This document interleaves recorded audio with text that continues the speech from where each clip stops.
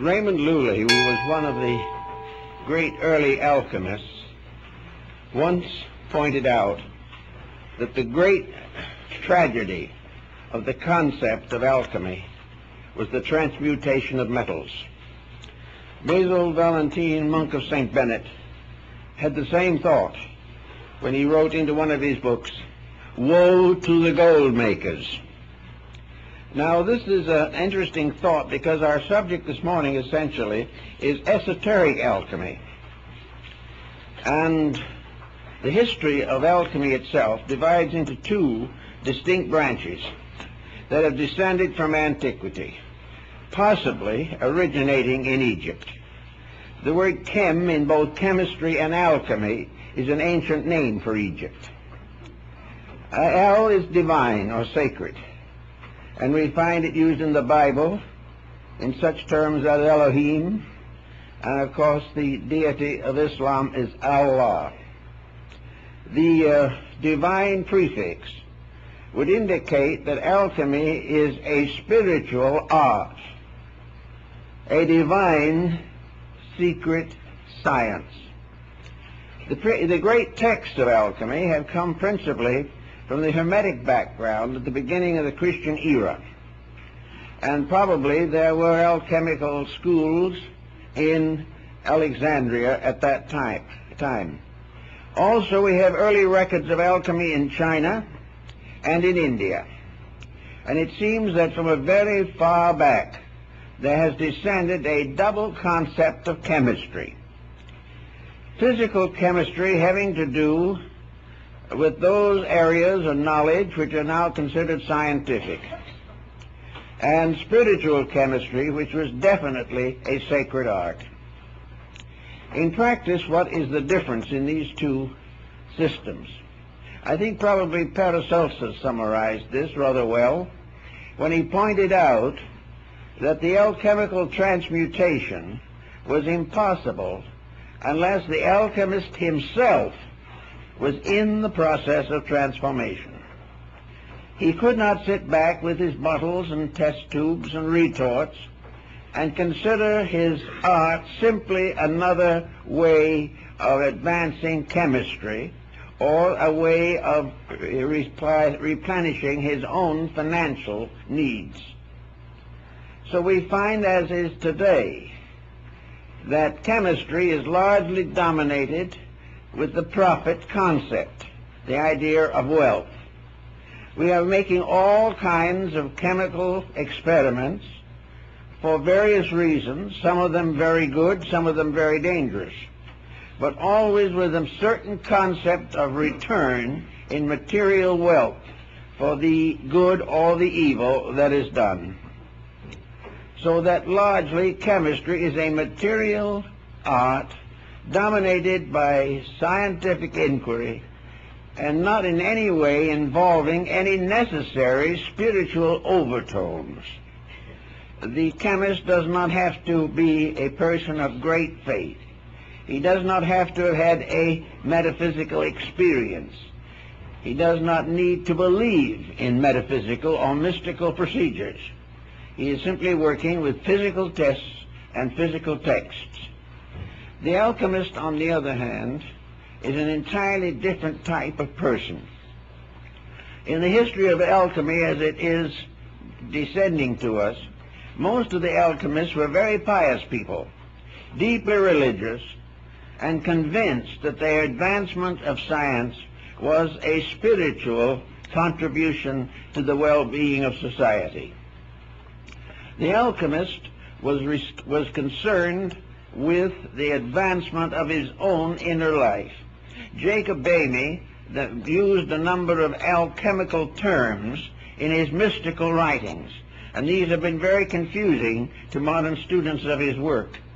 But actually, the use given by Boehme in most cases is probably the original intended usage, namely that it is all part of a great system of human regeneration, that it has nothing to do whatsoever with the advancement of worldly goods or worldly position. Now, in Europe, the alchemists got into trouble, very serious trouble. and were persecuted and in many cases put to the rack and tortured to death. Why? Because the rulers or avaricious leaders wanted the secret of gold making. So the moment the alchemist himself began to publicize this part of his belief, he immediately opened himself to persecution. So that the gold making as a science brought many of the alchemists to destruction. Also, the manufacture of gold or any other precious substance without control by the state could result in the bankruptcy of the world. So the ancients were very careful on that point. Now the question then remains is, can gold be actually manufactured? Not whether it should be or not, but can it be? I think the answer has to be in the affirmative. It can be. It also is obvious from recent experimentation that the subject could be advanced, and in the course of time it is probable that artificial metals can be created by chemistry and by the various forms of progress that we now have in the sciences. But this is not the real purpose of alchemy. And where the chemists all get together to raise their own level of economic living, the science went into a very desperate prostitution. It was not for that purpose at all. The earliest alchemists that we know were using symbols at a very early date. Many cases, the symbols have been accepted as literal pictures, and this has led to further confusion. We know, for instance, that in ancient alchemy, the great retort in which all the experiments were being made was the solar system itself, viewed as a globe, within which all the chemistries and alchemies of existence were taking place. We know from our own researches in more recent times, and the ancients certainly believed, that this world in which we live is a great theater of mysteries, the major secrets of which have never been solved. That actually the world is a strangely complete thing, within itself containing everything necessary for the infinite perpetuation of itself. And this condition goes on rather peacefully and naturally until human ambition and avarice take over. The ambition of the average modern person is involving fame, distinction, or wealth. Therefore, he immediately is using knowledge for the formation, directly or indirectly, of gold. He may not make the gold in the retort, but he will sell secrets or sell scientific developments which will bring him rich financial rewards. Now we might say this, what harm is this? Well, one of the reasons why it is extremely dangerous is because the moment we begin to experiment with the basic laws of existence, we are very apt to forget their own integrities. Natural laws have to be obeyed, and modern thinking is not of the obeying type. We are not interested in obeying natural laws. We are interested in changing them to fit our conveniences. We want to use natural law to exploit the universe in which we live. And as a result of that, we are constantly in trouble and are in the same dilemma that burdens the alchemist. Many years ago, we had an amateur alchemist here in Los Angeles. He was a delightful old German gentleman, and for a prosaic living, he worked in a cheese factory. Now, he wasn't hoping to transform cheese into gold or anything of that nature, but he was experimenting on the side throughout most of his life, trying to work out these strange and mysterious formulas that had descended to him from the past. Before his passing on, by the way, which occurred many years ago, he gave most of his alchemical books to our library. But he passed on definitely certain that there was an answer, but that he had not been able to live long enough to find it. Then we had another gentleman who was engaged in alchemical speculation. He followed every rule in the book that he could find, and of course soon found that every book had a different set of rules. This is always confusing and very frustrating. He went on and on and on, using every contrivance of physical knowledge. He bought a lot of apparatus and instruments. He followed hunches and hints, and he kept on going, and he was always on the verge of a great discovery, but it never happened. The one thing that he did not do, as I tried to point out to him on a number of occasions, he did not have a deep, abiding love of God, faith, or mankind. He was simply an intellectual, convinced that a science could be made to work. But what the science meant in terms of his own character never seemed to occur to him. Now, when we go into the alchemy of China and India, we find almost immediately that the symbolism moves from pure chemistry and things of that matter to all kinds of vibratory patterns which we know in life. Alchemy in China was tied in with music and the musical scale, the harmonics of life. The ancient Greeks of the Pythagorean period combined all their knowledge of cosmogony and the actual reformation of man into a great mathematical formula, which was never to be taken literally, but was to become almost like a mantra, a sacred statement, which if obeyed could produce tremendous results. Also, as we went along through the different systems, we find that Hermetic philosophy became involved in alchemy. The Hermetists of Alexandria followed a mysterious being known to them as Hermes Trismegistus, Hermes the thrice greatest. Who he was, when he lived, no one seems to know.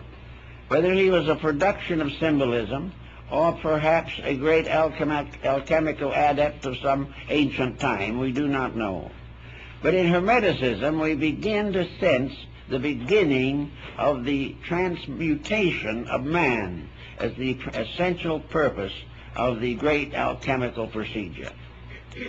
In Europe, of course, it was necessary to be more careful in the promulgation of some of these beliefs because of the bitter opposition of the clergy.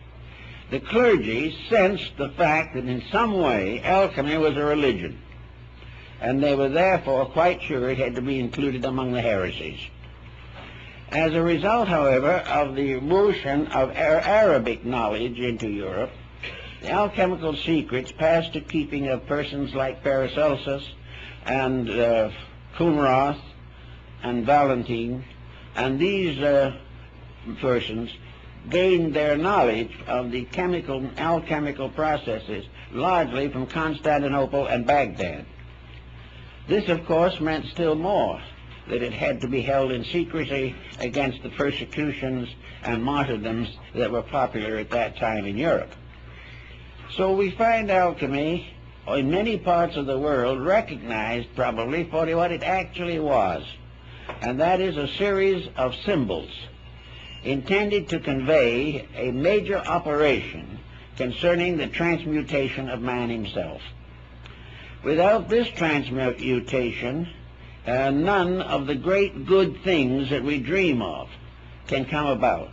Therefore, the elixir of life, or the philosopher's stone, was that power by means of which all good things could come to pass, wherein all errors and forms of ignorance could be overcome, and where the human being himself would gain complete control of not only his own life, but the laws governing it.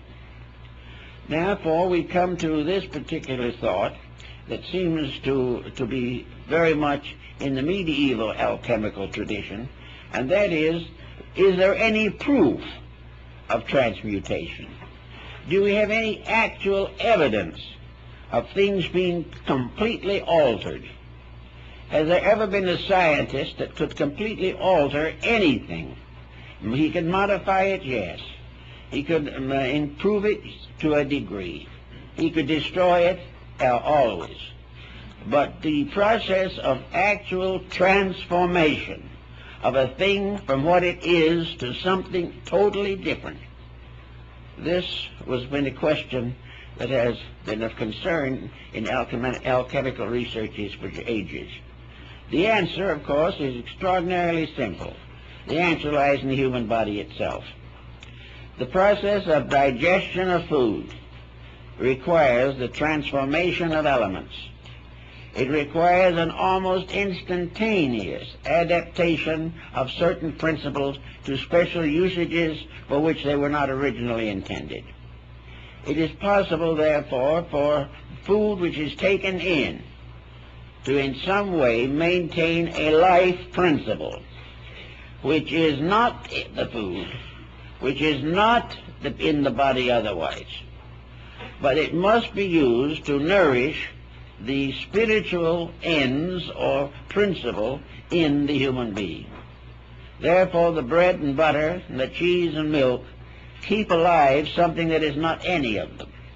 Keep alive a thing which throughout life will continue to cause the heart to beat, which will continue to circulate the blood and nourish the functions of the human being until the end of life. Therefore, out of what goes into him comes out of him arts and sciences, poetry and music, philosophy and science, religion and economics. They all come out of someone, and that someone is nourished by the food, by the atmosphere around him, by water, and by the rays of the planets and the light of the sun and moon. Therefore, the wedding of the sun and moon in alchemy is very important. Not because we're going to have a wedding up in the sky of the two luminaries, but because we're going to have a union of the principles for which they stand inside of the human body itself. So we have the amazing recognition that one life flowing behind all forms and made available through nutrition to every living creature. We find, consequently, that from the harvests in the fields, that a world is nourished, and those who eat these harvests become proficient in many forms of activity. Now, this, in a sense, is a problem that we find in the Christian doctrine of the Eucharist. Here we have a problem of the divine blood. And in alchemy, this divine blood is the elixir of life. How this divine blood operates is not clear to many people. But in some mysterious way, universal life supports living things. And these living things may never be aware of the source of their own nutrition. And in a mechanistic era such as ours, they do not care about the source of their nutrition. All they want is to keep on going. Now, out of all this has come a new concept of nutrition also. A concept involving vitamins and proteins and carbohydrates, and an entire system of nutrition based upon the development of highly specialized nutrients from the various food materials that we eat. That all these food things have something to do with the maintenance of the various structures of the human body. In this sense of the word, there is an acceptance of alchemy without any understanding of it. Here we have the realization that nutrition does do the work. But how this nutrition does it, and why it does it, and how one general type of nutrition can maintain an infinite diversity of creatures is another problem that is difficult to understand. One of the problems, of course, is that the nutrition must be regarded as conditioned to the creature which is receiving the nourishment.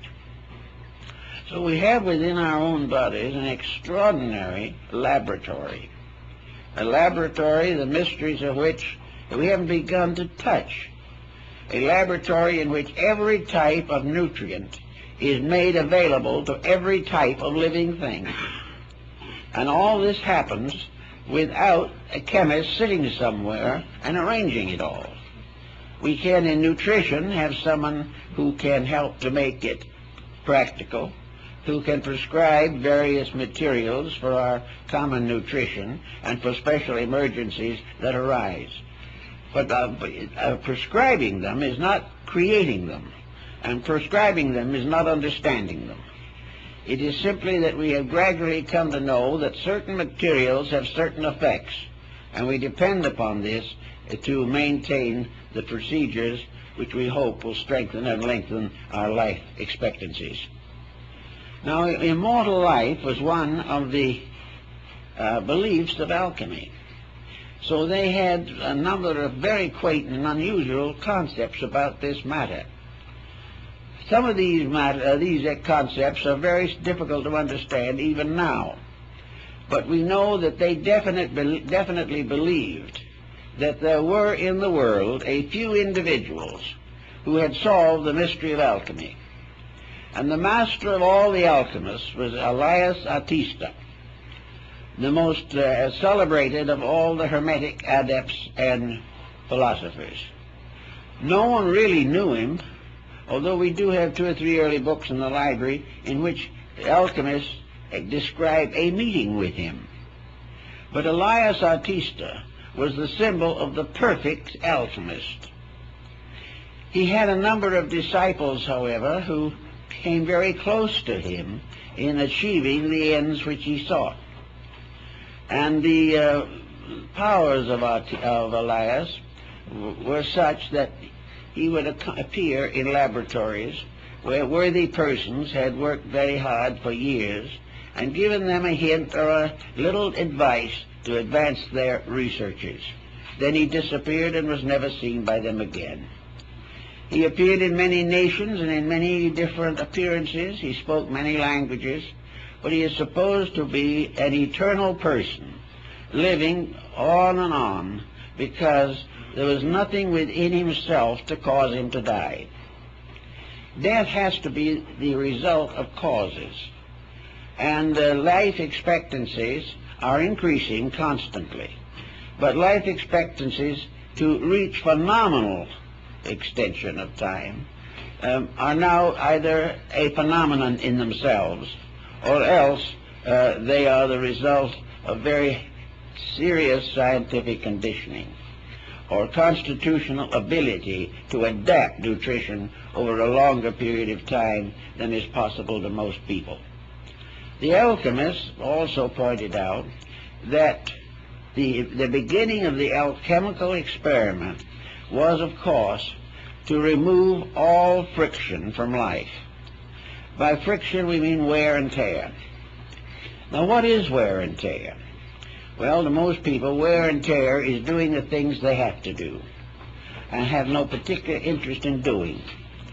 Wear and tear is also the result of the lack of control of the mental, emotional, and physical activities of the individual.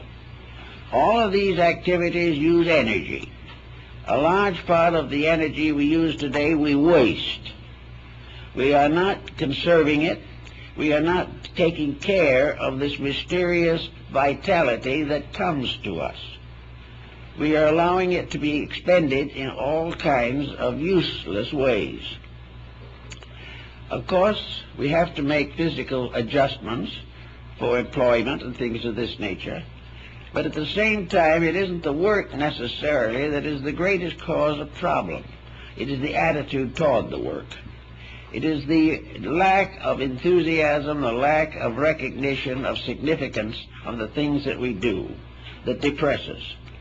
Then emotional relationships, out of hand, can become a terrible enemy to vitality. Worry, fear, anxiety, all of these use up part of this alchemical nutrition that is constantly being made within ourselves. If we waste it, we can no longer have it. If we use it unwisely, it is dissipated. And gradually, to keep on with the artificial attitudes that we have, we undermine the necessary functions of the body. So the alchemists, first of all, declared that the master of all arts was God. Deity was, in a sense, the extra-personal, perfect alchemist. because in deity all things continue according to the divine will. How this will operates, man does not know exactly. But he does recognize, if he is mystically inclined, that there is a tremendous background of eternal wisdom behind the things that happen in nature. And so deity becomes the perfect force behind generation and regeneration. The deity brings forth the seed, the plant, the flower, and the fruit. And then that seed becomes the next generation of the same. And in alchemy, these seeds are called the tears of God, because they are the weepings which produce life everywhere.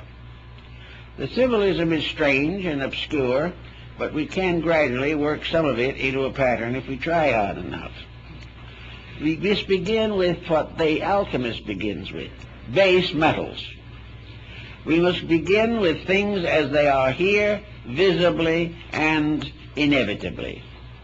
We cannot build our alchemical formulas from elements or substances not available to us. So the beginning of all things is to recognize that the first operation is a transmutation of physical factors, elements, and properties. In other words, purification. If it's mercury, it must be purified. If it is sulfur, it must be purified. If it is salt, it must be purified. And if it is man, he must be purified. Everything begins with the purification or the removal of the dross, which limits the value and limits the survival of elements, principles, and substances. So we start with the concept of a pure material with which to work. The alchemist is given various clues and keys on how to achieve this pure material. He might assemble it under certain aspects of planets. He might wait until the moon shines upon the water before he uses it in his test tubes. He may do all kinds of things. He must purify, first of all, by gathering his materials from pure sources, as much as he can. Most of the great experiments of Paracelsus and many others were possible because of the pure high atmosphere of the Alps. Here materials were uncontaminated. Here things grew to the fullness of themselves. And here in his day there was no smog or congestion. These pure materials, having been found, become the basic elements with which to work. Now, you may have to go out and work and look and search for a long time to find a pure material in workable condition, something that you can actually use. Now, the same problem applies to the person himself. The alchemist must first purify his own body and his own nature. Until the body is cleansed, its various processes cannot be refined, because actually all the purification in man, all the integration and organization of his abilities and capacities, all the improvement of his nature through learning, through meditation, and through contemplation, all of these things lead up to, contribute to, and make possible a final internal illumination. The final secret has to come from inside. Therefore, everything has to be refined until the soul of itself is available. And in man it is his own soul. And until this is available, he labors in vain. Now, the things that have to contribute to this progress must be considered as disciplines or as first steps toward achievement. They represent, first of all, man's recognition of his responsibility to the life principle which exists in him and in which he exists. This principle is divine, sacred, and the most valuable and mysterious thing in the whole world. Unless the individual is true to this basic principle in his own life and his own way of living and thinking, he cannot hope to advance in the cause of spiritual alchemy. So he must do everything possible to make his own life reasonable and normal. Now, this doesn't mean that he has to depart from society or go into some refuge on the top of the Alps. It means, however, that there must be an establishment of basic harmony within himself. Harmony is the proof of the compatibility of the elements. Harmony is the ability of different chemical elements to work together, and this is only possible when they are purified, for in their gross form they will never be compatible. Salt and sulfur in the form of the physical elements that we can buy in a store can never be compatible. Therefore, it is necessary to cleanse them both, refine them, and take out of them those elements or parts which are the cause of conflict. It is not the spirit of sulfur or the spirit of salt that is in trouble. It is the crystallization around it, by means of which it becomes in conflict with other similar crystallizations. This, we know, then, is what the ancients believed to be the creation of peace within the self. The alchemist must put his own house in order. He must begin by realizing that he is actually searching for something that is in its substance and essence completely sacred. For any other consideration is going to damage his probabilities of getting it. Now, the alchemical procedure that is most commonly known is relating to two distinct ends. One is the creation of the philosopher's stone, and the other is the brewing of the philosophical medicine, the elixir of life. So the stone in itself represents the body of wisdom purified, and the universal medicine represents the soul. The medicine of immortality must be derived from things that have a birth and death within themselves. In other words, the nutrition that is given off may cause the primitive element to be lost, but its power goes on. It does not die. It simply reincarnates on a higher level. For when we take into ourselves basic elements, they are reborn in us, and therefore pass through a process of evolution as they are used by the human being to maintain the economy of life. So in the beginning, the alchemist must find a quiet place to work. He must have his little laboratory. Well, laboratory in his day was a furnace, a fireplace, a bunch of bottles, and a few old books to guide his way. But to us, the laboratory is actually a body so free from interference and confusion that he can retire into it when he so wills. In other words, the laboratory is his own internal, not his eternal, but his internal. It is that part of himself which is always capable of being reduced to a harmonious situation. The personal life must be basically harmonious.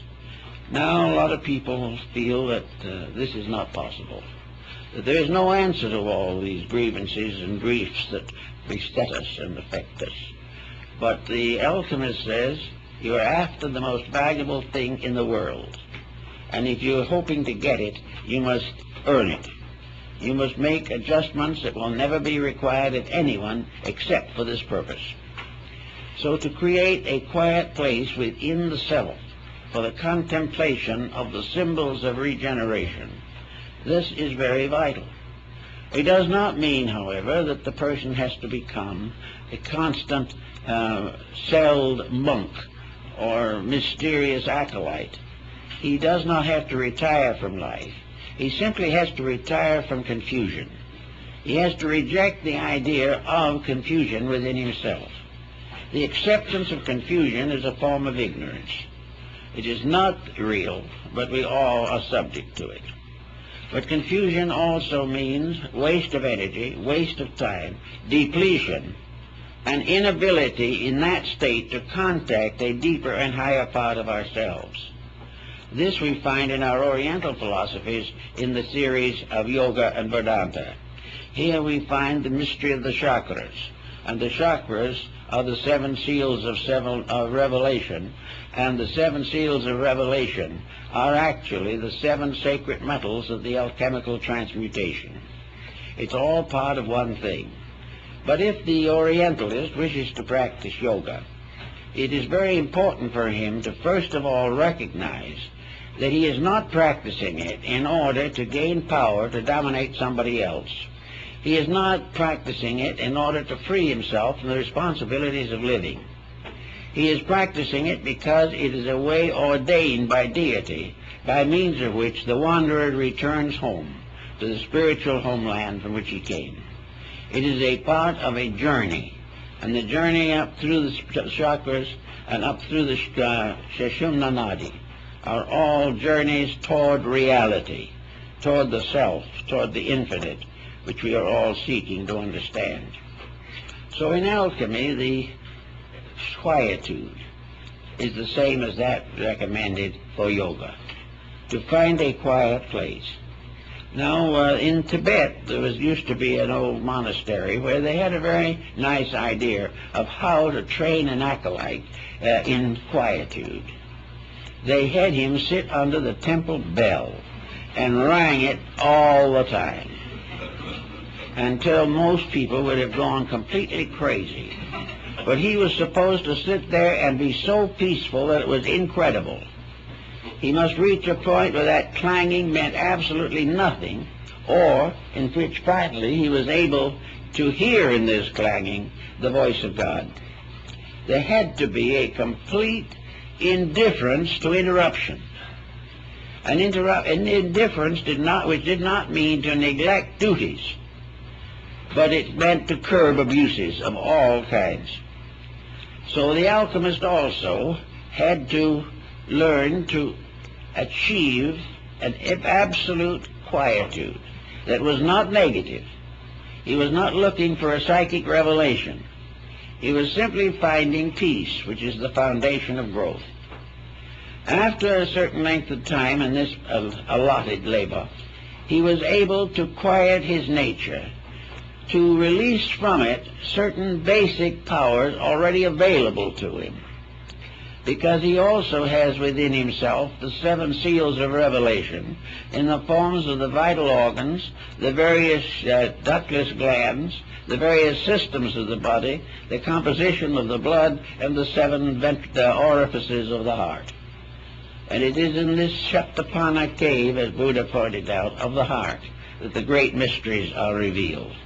So the heart becomes also part of the alchemical paraphernalia, by means of which the individual receives finally the full support. Also, of course, the alchemists used as a symbol of their achievement the lamb with the cut throat and the blood pouring from it, because of the idea of man being saved by the blood of the lamb. Now, the blood of the lamb in this case is actually the Eucharistic vitality, which arises from the absolute sacrifice of all forms of negation and the purification of the life that flows to us through the wonderful possibilities of the infinite itself. Now, after getting nice and quiet about these things, the body being as much at rest as possible, we soon come to another very important decision. For this purpose, the body can be considered alchemically the power of the moon. And this body being subject to all kinds of digestive and assimilative processes, the lunar energies work for the maintenance constantly of the peace of the flesh. And the individual has to cooperate consciously with this process if he wishes to proceed further. Now, having gotten a little bit of control of the body, we make usually a very disheartening discovery, at least for the beginning. And that is, essentially speaking, the body, which is the earth of the alchemical experiment, didn't really do us very much harm in the first place. It wasn't the flesh, but the dweller in the flesh that was giving trouble, nearly always. The flesh was not, it was the victim. The flesh was being scourged daily. It was being constantly beaten like some faithful animal, by the ambitious, self-centered driver. So the next thing was to find out what this driving force was. And the moment we do that, we begin to get into the fire principle, which is emotion. Now, emotion is life. The energy behind emotion is magnificent. It's divine. But the use we put to it is miserable in most cases. Emotion is when we get mad, angry, jealous, our ambitions run wild, we don't like people, we don't like things, we can't stand the daily problems of life, and we become beautifully and systematically neurotic. So with all these disagreements within ourselves, our emotions are constantly battling us. If the moment we sit down somewhere, a negative thought floats in. Another idea comes along. And always there is this temptation, if I'm going to work this hard, what am I going to get for it? And this is one of the major temptations. Those working truly for the good of the great alchemical mystery are not concerned about what they are going to get for it. They are concerned only with the fact that it is the spiritual and moral necessity of their lives, that it is that for which they were intended in the first place. And the only thing they're going to get for it is release from the absence of it, release from the pain and misery of trying to live without it. So the emotional factor, which beats the body, which uses up a very large part of the energy which the body is able to manufacture, is a constant wasting of life. It's the wasting of the divine power. It is actually the body being perverted and being mismanaged simply because we want to do what we want to do. Now, behind this little mystery and this little problem lies thousands of years of tradition. We have always supposed that when we were unpleasant, we had a right to be. We also believed that when we wanted to think something nasty about a person, it was our privilege. Or if we wanted to be angry and go into warfare, that was also a right that was inalienable. So out of emotional excess on the personal level are all the temper fits and poutings and psychoses that we most dread. And on the larger world field of the great alchemical retort, this misuse of emotional energy is war, crime, and all the difficulties that we most fear. So in a small way, we have to heal war by getting rid of our own conflicts, getting rid of our own hurt feelings, our own offenses, getting rid of those things we want to do which we know we can't, and the extravagance which demands that we accomplish the incredible or be miserable. We have to get our attitudes and our emotions down where they're reasonable, and we have to use them reasonably and beautifully. One of the best uses, of course, of emotion is art and music and things of this nature. But in the ordinary commonplace of things, it's kindness, it's affection, it's the natural friendliness of human beings. And where this increases strongly, there is a change in body chemistry. The emotions no longer persecute the body. They no longer offer the body on the altar of their own ambitions. They do not destroy. They do not nurse grievances. They waste no time remembering past events. The only thing that we remember from the past is experience which is helping to make us better now. So gradually we relax the emotional content. Now the emotions can be beautiful, and emotions that are beautiful are well worth cultivating. But here again, they must be sincere, they must be real, they must be naturally within a pattern of normalcy. Even the best emotion gets into trouble if it becomes hysteria. Then we have to pass on to the next level of this complicated pattern, and that is the mind level. As the emotions sit around making trouble for the body, the mind arrogantly stands up and makes trouble for both. It is a detriment to the emotions, and it is a further detriment to the body. The mind sets the body in great habits, and these habits are mostly unreasonable. The mind is the final basis of career. It is that which we learn to do well so that we can get rich doing it. The mind is planning forever to make a millionaire out of the body. And the body, being unable to stand all that pressure probably drops dead after the first 10 or 20 million. This is the problem of the mind also, argues and debates. It's the mind that's up to neck in politics, regardless of whether any of the candidates are worth voting for. The mind is the basis of telling other people how to live when we don't know how ourselves. And the mind is that which comes to the conclusion that the more we accumulate, the happier we are, when every day this is proven to be an absolute falsehood. So all these problems, the mind has got to be brought down to what it was intended to be, a sort of psychological bookkeeper. The mind is not the master of life, although we have allowed it to become such. The mind is simply a very useful secretary, able to keep the ledgers balanced, and now we're giving in all the mind's courses in computerization. But it's going to be a long time before we use these computers to find out what's wrong with ourselves. And we may sometime.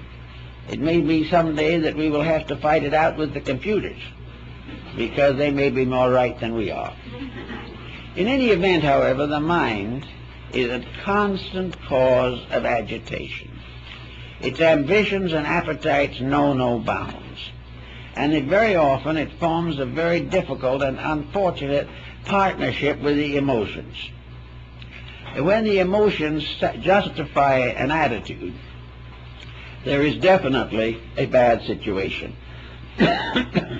When the emotions fire the mind, that's one problem. When the mind rationalizes the emotions, that can be another. In all these problems, the only answer is gradually to recognize the ascent of the being through these conditions. These are the stories that we have in the great system of the ancient mysteries. The rites of Elysus and Dionysus, the rites of Horus and Isis, the rites of Buddha in India, China, and Japan, were always arranged in 3 basic steps. And these 3 basic steps represent the 3 great levels of the personality, that part of ourselves which we have some inkling of, but have very little understanding. They have also become the basic Blue Lodge degrees of Freemasonry, and many other fraternal orders have the same trichotomy of rituals and symbols. So the 3 together constitute what might be termed the visible or tangible temples. In the body, these 3 powers are the grand masters of life. They are the ones upon which nearly everyone depends for survival, for continuance, for the fulfillment of purposes. If we can't solve it physically, try to solve it emotionally. If that fails, try to explain it or rationalize it mentally. Then if all of these things fail, we're at a kind of a wit's end.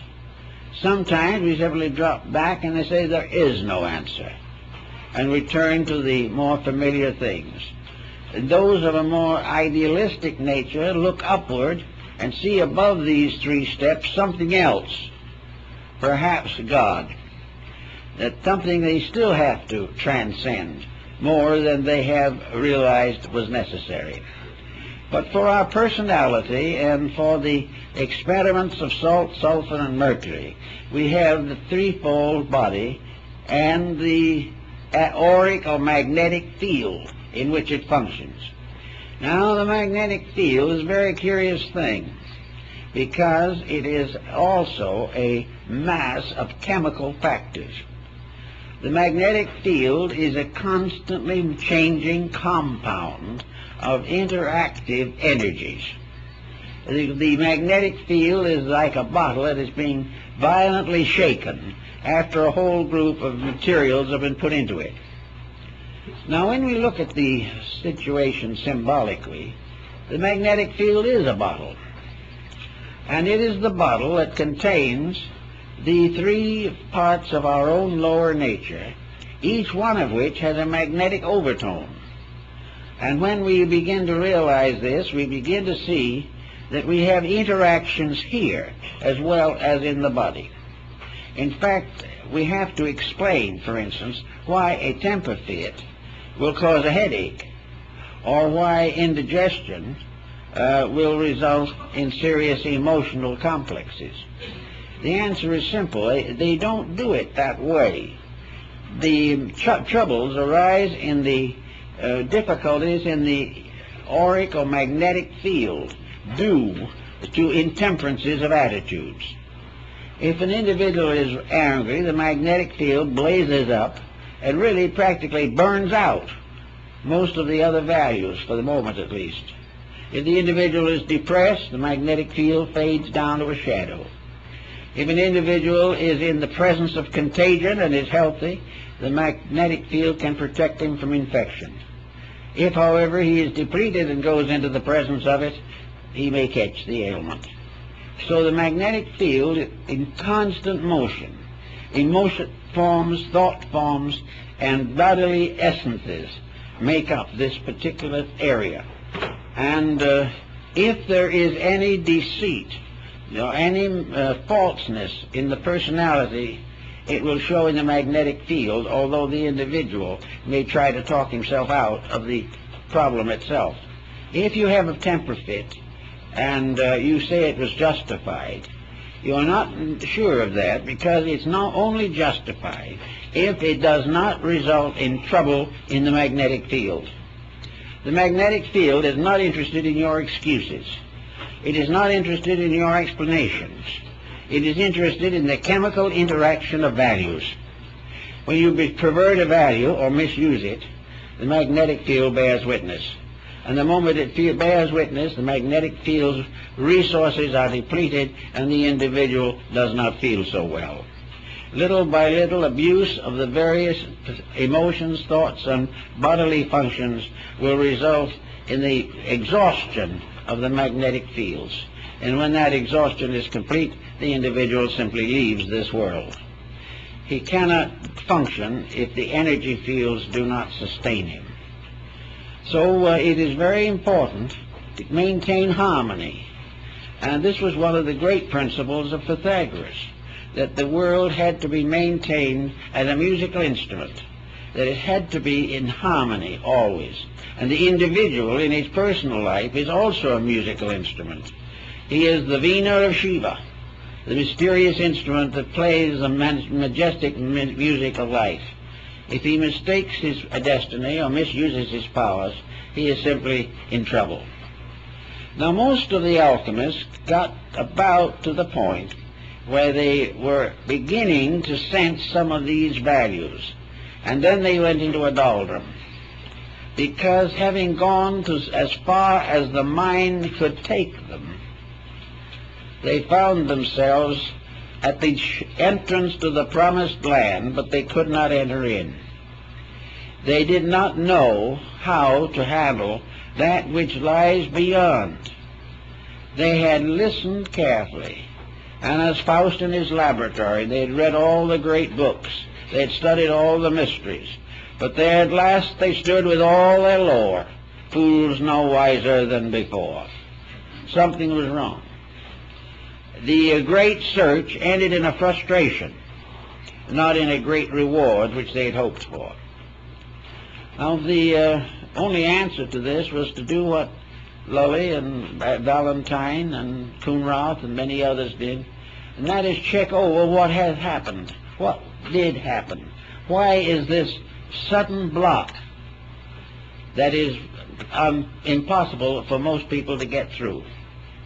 And the final decision was that this block was the absence of a faculty higher than the mind. The mind could only go a certain distance. Even though the most beautifully trained mind, it could not fulfill the ultimate. There has to be something higher than the mind, without which the great experiment cannot be performed. Now, in alchemical parlance, when Elias Artista visited the alchemist, he sometimes gave him a small amount of the transmuting powder. He put it in his ring, or he made a tiny little vial which was worn around the neck, and 1 grain of this powder would transmute 1,000 times its own weight into solid gold. Well, there was a lot of talk about that, but the grains were few. But it was known that in some cases they were.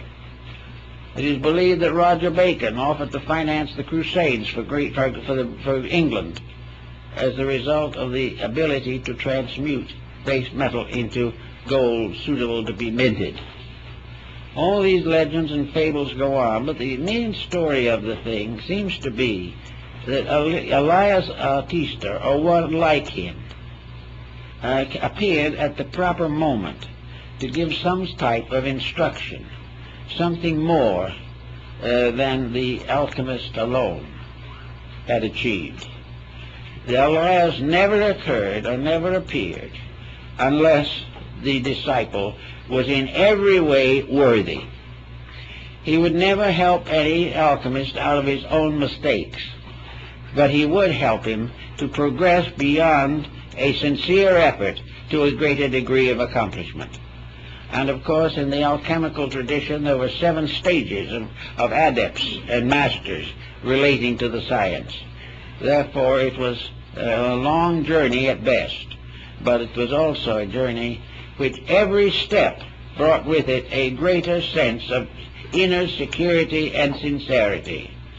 With the beginning of the 4th step, under the leadership of a guide, or by means of this mysterious tincture, the alchemist received his first evidence that he was going to ultimately succeed. He received the inner message that the labor was not in vain. It was from a hope in the first 3 to a kind of mysterious, mystical certainty in the 4th level that made it possible for him to go on. So this 4th level was found, and of course we find in alchemy the life of Christ is an alchemical formula. We also find, according to the Kabbalists, that the Song of Solomon is also purely a chemical formula in disguise. But the Christian formula of the Christ mystery places Christ as the final achievement of the universal medicine. And in the alchemical symbols, figures of Christ, also of other saints, appear in the bottles to indicate that this was the intention of the story, although most people didn't realize that fact. So in the 4th step, we come to the next thing, and that is the beginning of an integrated mystical experience. In other words, the 4th step was the awareness of the soul. It was what in Indian philosophy is the Buddhic state.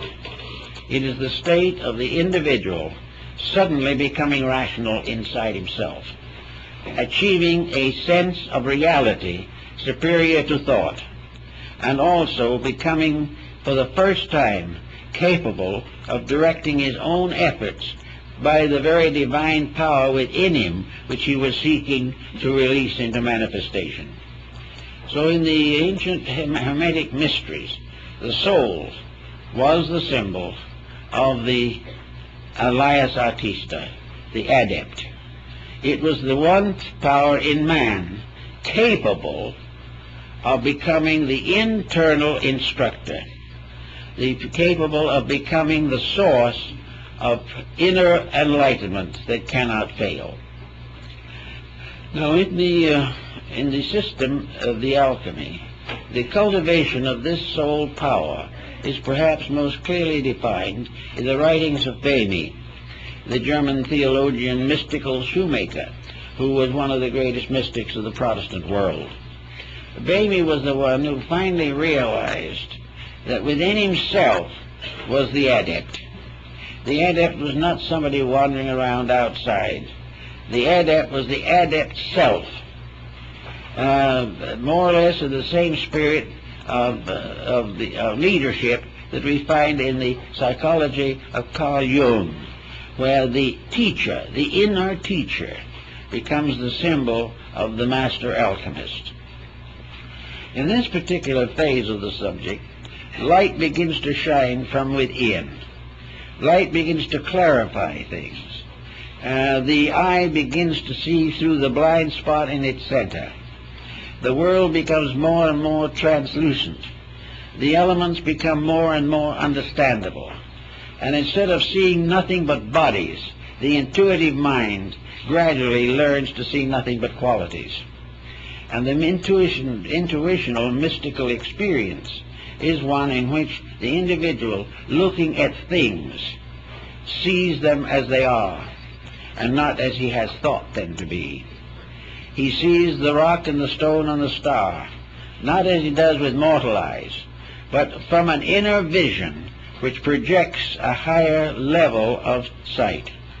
In other words, to make it a little clearer, all things that exist have not only the visible forms of their existence, but the invisible forms. Each rock and pebble, each twig and flower is not only a physical thing, but a metaphysical thing. With the mind, emotions, and bodies, we see the physical thing, we pick them up, and we make a bouquet of flowers. With the psychic power of the soul, we see the psychic bodies of these things. We see the magnetic fields of them. We become aware of their degree of growth in the development of their potential. We also become able to watch clearly the result of combining them. We see the compatibilities and incompatibilities. We see the elements that work together and the works that cannot be reconciled. So little by little, as we work with the soul eye, we become aware of the universal soul. For the first time, we are capable of seeing the quality of life. This is well noted in some of the early visions of the Platonic writers and many other mystics who were able to behold the invisible shapes of things, and in seeing their shapes beholds their natures. For while the physical body cannot change greatly, the psychic centers within the body are in constant motion and constant agitation. It is also possible for the alchemist to discover something that perhaps he has never fully realized before. He may have believed it, but believing and knowing are two different things. He knows, for example, that no matter where he turns, or what he looks toward, or what he examines, there is nothing in the entire universe that is not alive. Even the grain of sand is a living mystery. Everything is alive. And in the great aliveness of things, the magnetic fields of all these different forms gather in the magnetic atmosphere of the universe. It is a very great and important subject for careful study. But in any event, with the beginning of this dimension of value, the alchemist begins to discover how to accomplish the mutations which are necessary to his art. He knows the principle of sublimation.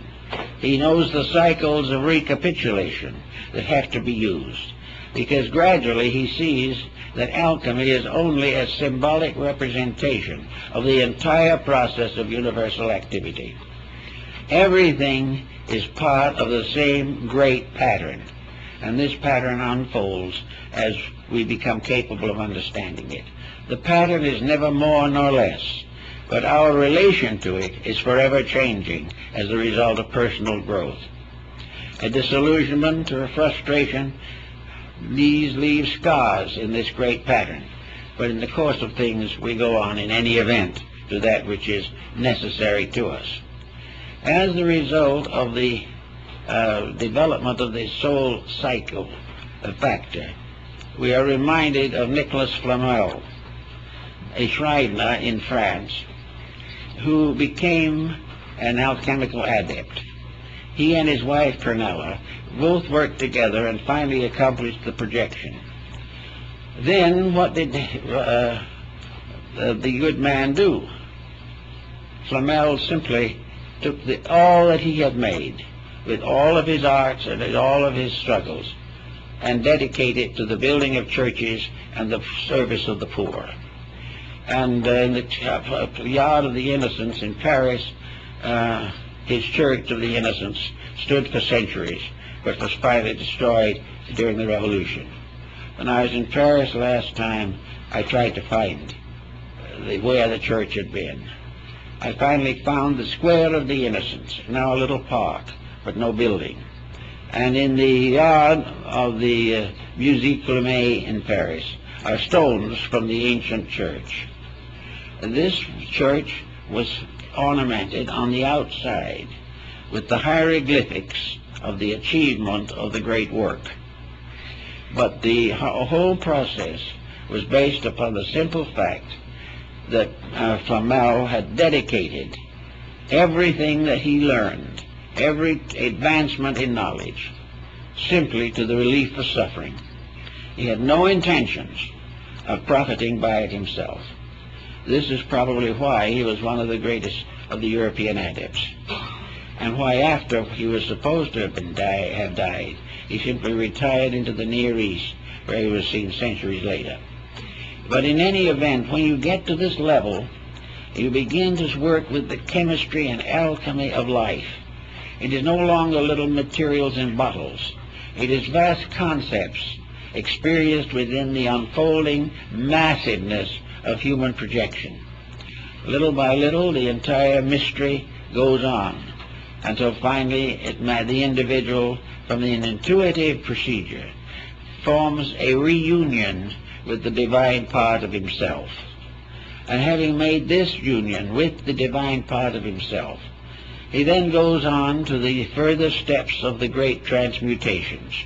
He finds himself gradually lifted up into the hierarchies of life, but never, however, for personal gain, never for glory, never for wealth, and never to escape pain.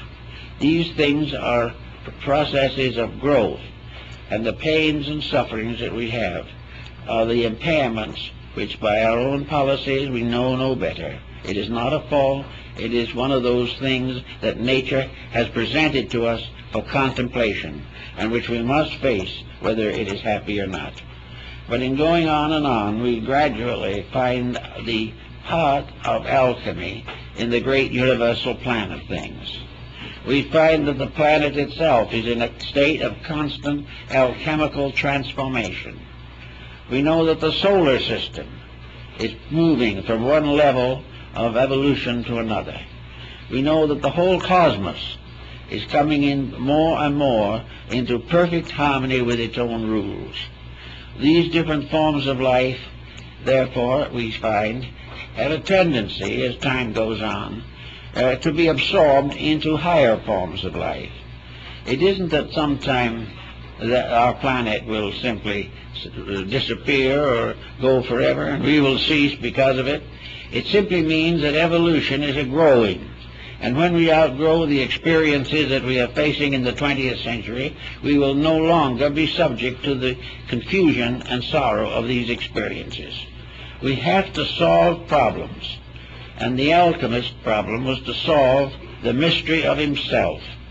He had to find ways to outgrow his own limitations. And various systems have been advanced for that. Religion has attempted exactly the same thing. Philosophy has attempted it. Science will someday attempt it, because science will have instruments by means of which many of the great mysteries of antiquity can be solved.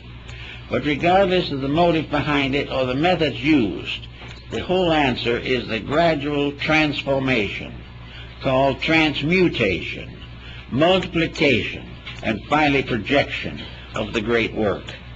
This is a sort of a marvelous wonder world of forces and values which work together in the music of the spheres, as was Pythagoras called it. A universe of infinite integrity, infinite beauty, and infinite wonder. A universe which exists within ourselves as a potential of all of these things.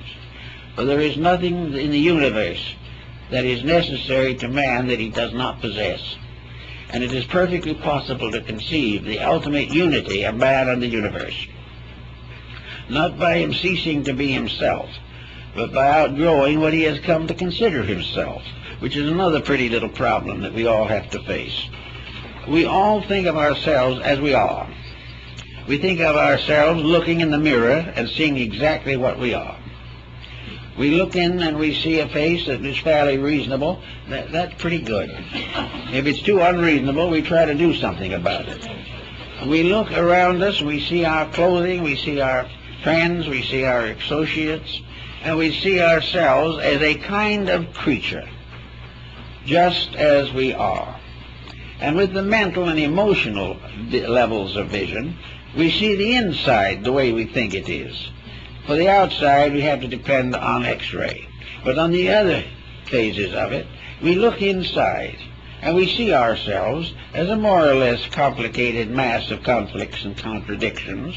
We realize that we have nothing to brag about if we want to be really honest about it. But we always think of something to brag about. And all these infirmities, weaknesses, limitations, we take for granted. The individual is what he is. He's going to be here a little while, then he's going to leave. Where he's going, most people aren't very sure. But in any event, we take this selfness as it is to be ourselves. This selfness is the thing we've given the name John Doe to. And whenever someone says John Doe, we stand up. We recognize ourselves by these forms utterly and completely. We recognize ourselves as a separate entity somewhere in the world of creatures. And it never occurs to the average person that there is any real reason why he should be anything else except what he appears to be. There's no reason why he should give up all his pleasures for something he doesn't understand. There's no reason to assume that he could ever be any more than he is. Science is very doubtful about that. He thinks he might, in the course of millions of years, become an animated computer, but there's no proof of that. We just don't know, but we assume that as we are is it. So it's from that standpoint, we are locked in the lowest level of achievement. But the only other answer seems to be to try to make as it is as comfortable as possible. We don't want to suffer more than we have to. We do not want to do anything that is going to inconvenience us. We want to go along as well as we can until we leave. Well, this, of course, is a lack of aspiration. And there has to be some aspiration or nothing works. Therefore, it becomes very necessary for the individual to sense that there is something more that he can become, or he will stay the way he is. No amount of education can get him out of it, because education can only help the mind, but the mind cannot get at the fact. So out of growth, out of friendship, kindness, experience particularly, we have to gradually release the soul power, the overself of Emerson. We have to release this inner superiority and give the best of ourselves immediately the rulership over the rest of ourselves. Plato said that in the philosophic empire, the wisest lead, and those not so wise are still wise enough to follow honorably. To the individual, the best part of himself must be the leader of the rest. For the moment he rests leadership upon any contaminated level of his own consciousness, he is in trouble. So he tries to go along the best he knows. But the alchemist was a kind of a being apart, a natural mystic. And there have been many mystics that were not alchemists, but were also on the same general level. There is a part of society, it's a small part, unfortunately, that has discovered within itself the need for growth, the need to become more, that there are certain nagging questions that we need to answer in order to live well now. And we also have to know more about more before we can get along with the little that we do know. Gradually, we have to increase in all these values in order to make life in this world suitable to us. We have to try and find the answers to war and corruption. We realize that as we are now, even though we may never be in a war ourselves, we are in a war and conflict with our neighbors and our families and within the biological structure of our own bodies. Therefore, something has to be done to arbitrate these things. So the way of arbitration is a slow process of discipline, by means of which we ascend through the three personality factors of our lives and come into harmony with the fourth level, which in the ancient astronomy was the level of the sun, the fourth orbit. Then we have to take the body and the psyche, or the soul, and wed them in what the alchemists call the marriage of the sun and moon. All of these things are interesting experiences and philosophical thoughts, but out of them come certain simple things. Alchemy is nothing more or less than a dedicated effort to find out where we came from, why we're here, and where we're going. It is also a science by which all sciences built in selfishness can be rededicated to the common good of humanity.